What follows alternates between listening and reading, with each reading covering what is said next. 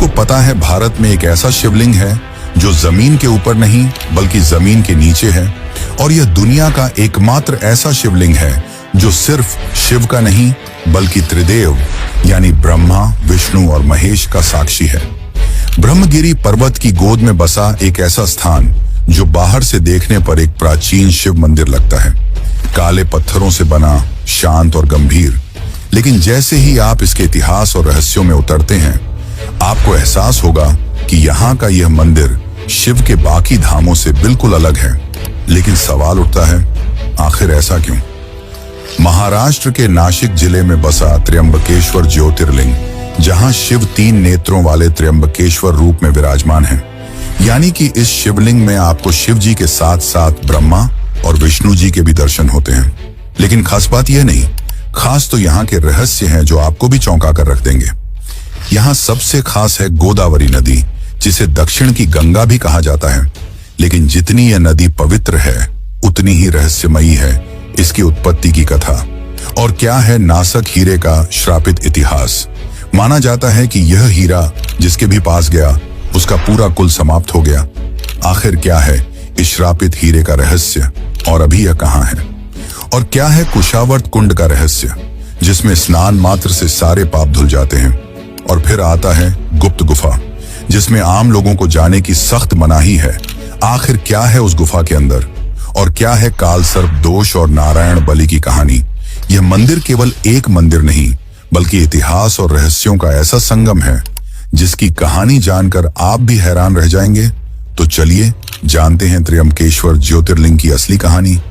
लेकिन उससे पहले अगर आपको वीडियो अच्छी लगे तो कमेंट में हर हर महादेव जरूर लिखें।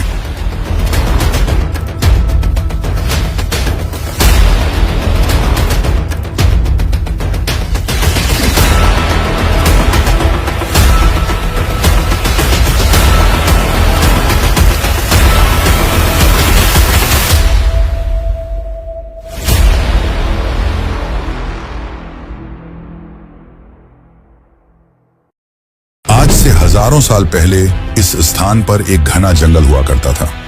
ब्रह्मगिरी पर्वत के आसपास का यह क्षेत्र महान ऋषि मुनियों की तपोभूमि माना जाता था, और यहीं गौतम ऋषि भी अपनी पत्नी अहिल्या के साथ निवास किया करते थे। वे साधारण जीवन जीते थे, वनों में निवास करते थे और वहां हर किसी की मदद करते थे। लेकिन एक समय इस क्षेत्र में भारी अकाल पड़ा और धरती सूखने लगी। तब जन कल्याण के लिए ऋषि गौतम ने इंद्रदेव की कठोर तपस्या की, जिससे प्रसन्न होकर इंद्रदेव ने जल का स्रोत वरदान में दिया, एक ऐसा जल स्रोत जो कभी न सूखे। इस जल स्रोत की मदद से ऋषि गौतम ने आसपास के सभी लोगों की सहायता की, जिससे ऋषि गौतम के चर्चे चारों ओर होने लगे। लेकिन कहते हैं ना, जहां सम्मान होता है वहां ईर्ष्या भी जन्म लेती है। ऋषि गौतम की बढ़ती प्रतिष्ठा कुछ अन्य ऋषियों को खटकने लगी, और इसी ईर्ष्या ने एक गहरे षड्यंत्र को जन्म दिया।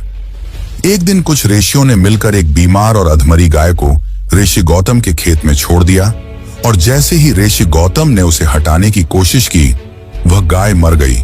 और इसी बात को आधार बनाकर उन पर गोहत्या का झूठा आरोप लगाया गया, जो उस युग में सबसे बड़ा पाप माना जाता था। ऋषि गौतम और अहिल्या पर सामाजिक अपमान का पहाड़ टूट पड़ा और उन्हें दोषी ठहराया गया, जिसके बाद ऋषि गौतम अपनी पत्नी अहिल्या के साथ घने वनों में चले गए और अपनी गलती का प्रायश्चित करने के लिए भगवान शिव की तपस्या करने लगे।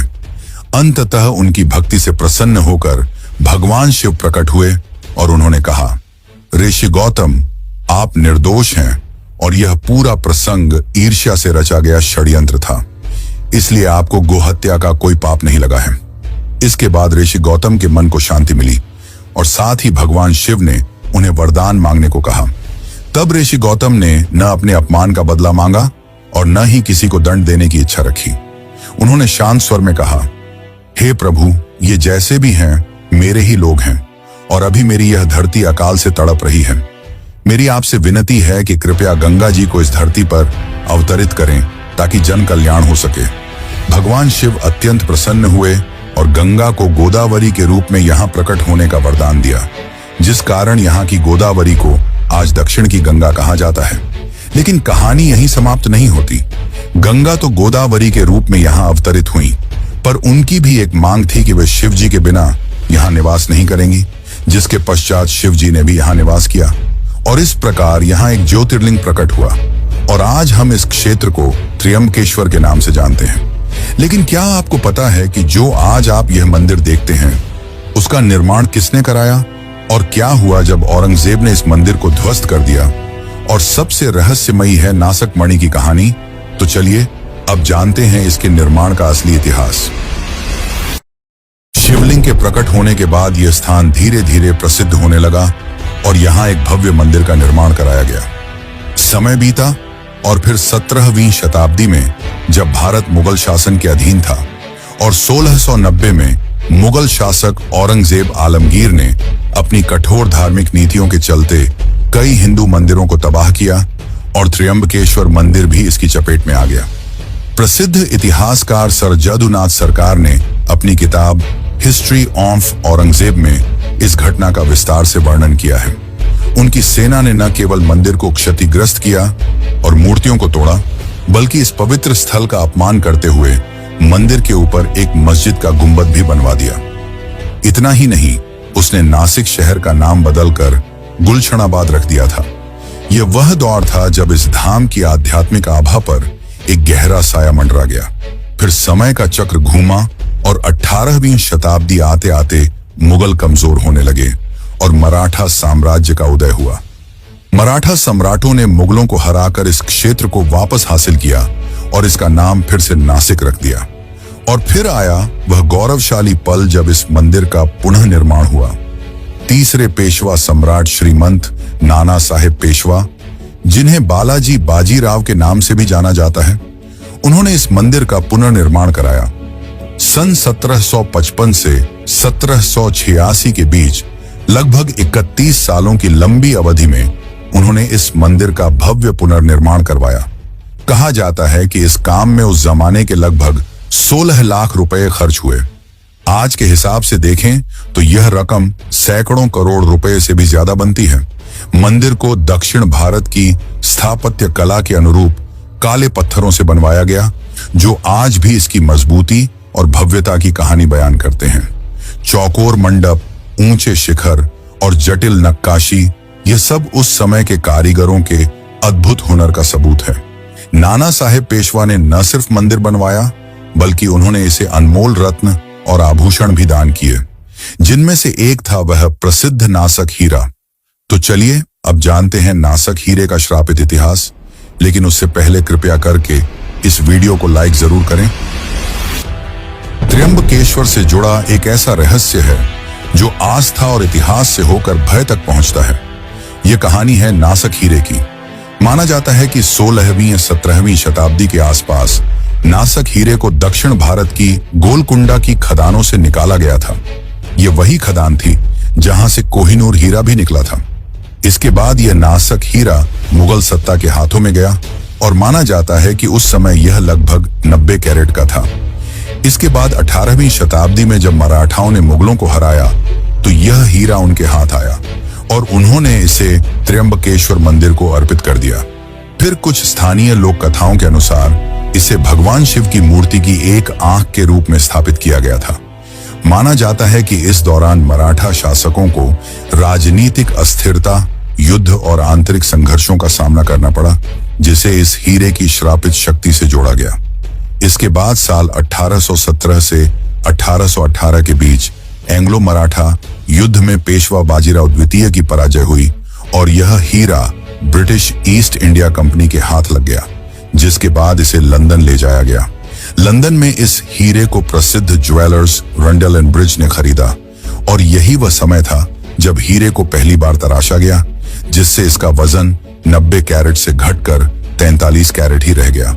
और यह वही क्षण था जब इस हीरे की भारतीय पहचान लगभग समाप्त हो गई। तराशे जाने के बाद यह हीरा ड्यूक ऑफ वेस्टमिंस्टर के पास पहुंचा और माना जाता है कि इस अवधि में उनके जीवन में कई आर्थिक और पारिवारिक समस्याएं बढ़ीं। यहीं से पश्चिमी दुनिया में इस हीरे के श्रापित होने की कहानियां प्रचलित होने लगी। इसके बाद भी यह हीरा कई हाथों में गया और उनसे भी कुछ ऐसी ही कहानियां सुनने को मिलती हैं जो इस हीरे को अशुभ और श्रापित बताती हैं। इन सब के बाद यह हीरा 20वीं शताब्दी में प्रसिद्ध अमेरिकी जौहरी हैरी विंस्टन के पास पहुंचा। उन्होंने इसे और तराशा। उसके बाद यह हीरा एडवर्ड हेड नामक कलेक्टर के पास गया। 1970 के दशक के बाद से इस हीरे की सार्वजनिक जानकारी लगभग समाप्त हो जाती है। आज के समय में नासक हीरा किसी संग्रहालय में प्रदर्शित नहीं है और न ही किसी शाही खजाने का हिस्सा है। माना जाता है कि यह किसी निजी कलेक्टर के पास है, पर इसकी सटीक जानकारी किसी के पास नहीं है। वैसे मित्रों, क्या आपको पता है कि इस नासक हीरे से भी ज्यादा रहस्यमयी है यहाँ की गुफा, साथ ही यहाँ का ज्योतिर्लिंग जो भारत के सभी ज्योतिर्लिंगों से अलग है। और क्या है गोदावरी कुंड का रहस्य? तो चलिए अब इन सभी रहस्यों को भी जान लेते हैं। त्र्यंबकेश्वर मंदिर में प्रवेश करते ही सबसे गहरा प्रभाव उसके गर्भगृह का पड़ता है। जो भी भक्त इसके दर्शन करता है उसे सबसे पहले एक बात अचंभित करती है। यहाँ शिवलिंग भूमि के ऊपर नहीं बल्कि भूमि के नीचे स्थित है। जब भक्त गर्भगृह में शिवलिंग के दर्शन करते हैं तो उन्हें ध्यान से देखने पर 3 सूक्ष्म लिंग स्पष्ट रूप से दिखते हैं। इन्हीं 3 लिंगों को त्रिदेव, ब्रह्मा, विष्णु और महेश का प्रतीक माना जाता है। यही कारण है कि त्र्यंबकेश्वर को त्रिमुखी ज्योतिर्लिंग कहा जाता है। भारत के 12 ज्योतिर्लिंगों में यह एकमात्र ऐसा स्थान है जहां शिव एक साथ सृष्टि, संरक्षण और संहार तीनों शक्तियों का प्रतिनिधित्व करते हैं। यही कारण है कि यहाँ दर्शन को केवल एक धार्मिक क्रिया नहीं बल्कि एक गहरे दार्शनिक अनुभव के रूप में देखा जाता है। इस शिवलिंग की एक और अनोखी विशेषता है निरंतर जल प्रवाह। त्र्यंबकेश्वर का ज्योतिर्लिंग हमेशा जल में डूबा रहता है। गर्भगृह में लगातार जल बहता रहता है, मानो शिव स्वयं अभिषेक की अवस्था में हो। यह जल कभी सूखता नहीं और इसे भगवान शिव की निरंतर उपस्थिति और कृपा का प्रतीक माना जाता है। एक और खास बात यह है कि हर सुबह पूजा के बाद शिवलिंग पर विशेष पंचमुखी मुकुट चढ़ाया जाता है जो शिव के 5 स्वरूपों का प्रतीक माना जाता है। वैसे त्र्यंबकेश्वर की पवित्रता केवल मंदिर के गर्भगृह तक सीमित नहीं है।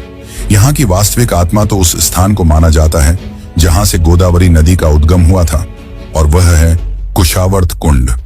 मंदिर परिसर से कुछ ही दूरी पर स्थित यह कुंड देखने में भले ही शांत और साधारण लगे, लेकिन इसके पीछे छिपी कथा त्र्यंबकेश्वर के रहस्य को और भी गहरा कर देती है। पौराणिक मान्यताओं के अनुसार गोदावरी नदी पहले स्थिर नहीं रहती थी। वह ब्रह्मगिरी पर्वत से प्रकट होकर बार बार लुप्त हो जाया करती थी, जिससे ऋषि मुनियों और स्थानीय लोगों को भारी कष्ट होता था।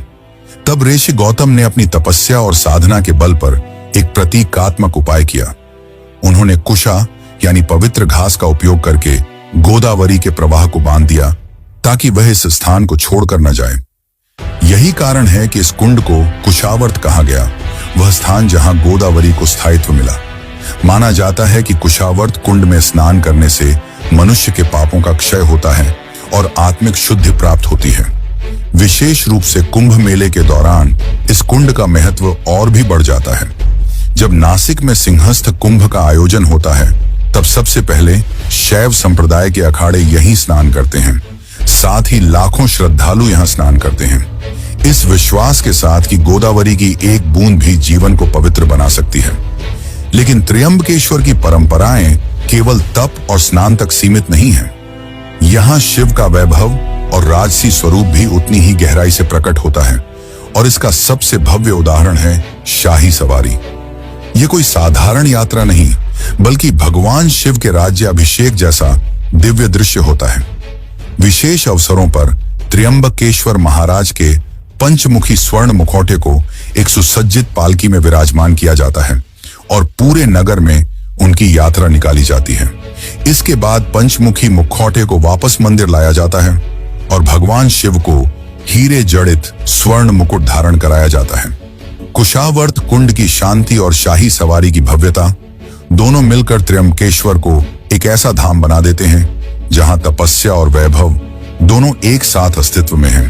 पर इसका रहस्य यहीं समाप्त नहीं होता। त्र्यंबकेश्वर के रहस्यों की परतें जितनी गहरी हैं उतनी ही शांत भी। मंदिर की भीड़ और भव्यता से थोड़ा दूर ब्रह्मगिरी पर्वत की गोद में छिपा है एक ऐसा स्थान जिसके बारे में बहुत कम लोग जानते हैं, गुप्त गुफा। कहा जाता है कि यही वह स्थान है जहां महर्षि गौतम ने वर्षों तक कठोर तपस्या की थी। ये गुफा कोई सामान्य प्राकृतिक संरचना नहीं मानी जाती, बल्कि इसे त्र्यंबकेश्वर की आध्यात्मिक ऊर्जा का मूल स्रोत कहा जाता है। लोक मान्यताओं और पुरानी परंपराओं के अनुसार इस गुफा तक पहुंचने का मार्ग मंदिर परिसर से होकर जाता है, लेकिन यह मार्ग आम श्रद्धालुओं के लिए खुला नहीं है। केवल विशेष अनुमति के बाद ही यहां प्रवेश दिया जाता है। यही प्रतिबंध इस गुफा को और भी रहस्यमय बना देता है। सवाल उठता है, अगर यह केवल एक साधारण गुफा होती तो इसे सदियों से आम लोगों से दूर क्यों रखा जाता? कहा जाता है कि इस गुफा में वातावरण असामान्य रूप से शांत होता है। साधु संतों की मान्यता है कि यहाँ ध्यान लगाने से मन जल्दी स्थिर हो जाता है और चेतना एक अलग स्तर पर पहुंचती है। कई कथाओं में उल्लेख मिलता है कि इस स्थान पर साधना करने वाले आराशियों और योगियों ने अलौकिक अनुभूतियां प्राप्त की। इस गुफा के भीतर भगवान शिव को समर्पित एक छोटा मंदिर और पास ही बहता हुआ जल स्रोत भी बताया जाता है। माना जाता है कि यह जल अत्यंत पवित्र है और इसका संबंध सीधे ब्रह्मगिरी पर्वत की आंतरिक जलधाराओं से है। यही जल आगे चलकर त्र्यंबकेश्वर के सबसे अनोखे रहस्य आकाशगंगा से जुड़ता है। आकाशगंगा नाम सुनते ही एक दिव्य छवि मन में उभरती है और त्र्यंबकेश्वर की आकाशगंगा वास्तव में वैसी ही मानी जाती है। यह कोई प्रतीकात्मक नाम नहीं, बल्कि एक वास्तविक जलधारा है जो ब्रह्मगिरी पर्वत की ऊंचाई से निकलकर मंदिर तक पहुंचती है। यह जलधारा पहले मंदिर की छत तक आती है और फिर एक विशेष व्यवस्था के माध्यम से सीधे गर्भगृह में प्रवाहित होती है। यही जल त्र्यंबकेश्वर के त्रिमुखी शिवलिंग का निरंतर अभिषेक करता है।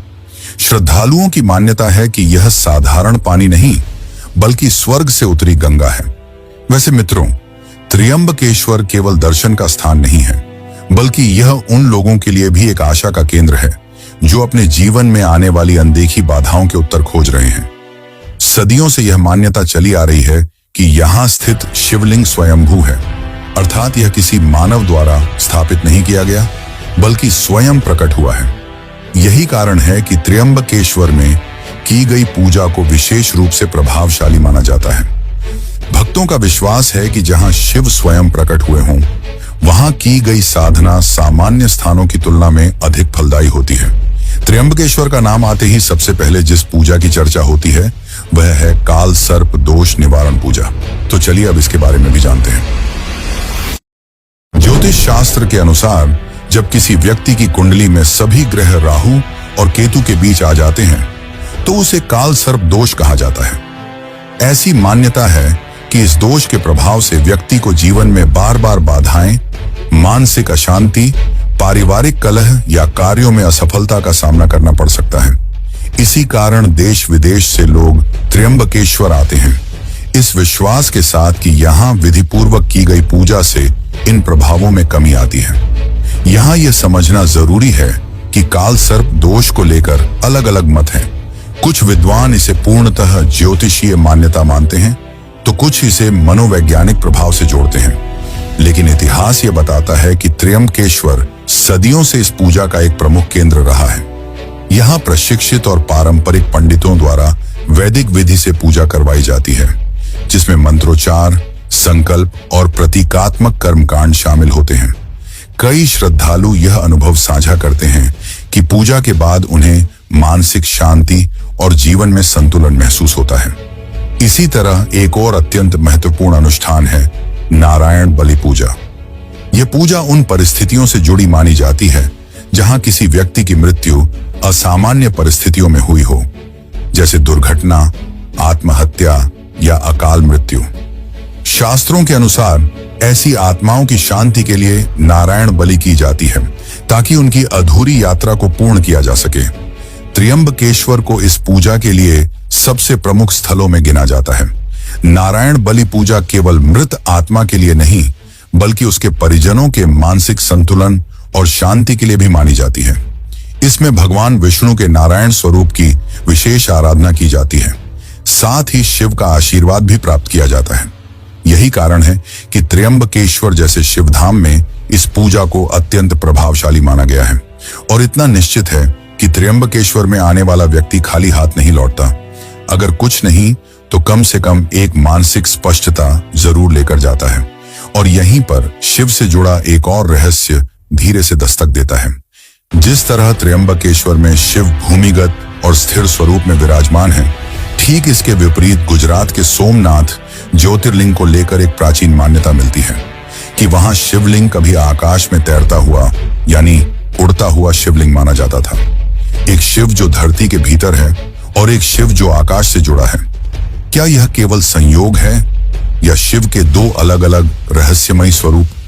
इस प्रश्न का उत्तर त्र्यंबकेश्वर में नहीं बल्कि सोमनाथ की कहानी में छिपा है। और अगर आप जानना चाहते हैं कि उड़ता हुआ शिवलिंग आखिर क्या था और इसके पीछे क्या रहस्य छिपा है, और अगर आप भी इसकी सच्चाई जानना चाहते हैं तो हमारी सोमनाथ वाली वीडियो जरूर देखें। बाकी इस वीडियो को अंत तक देखने के लिए आपका धन्यवाद।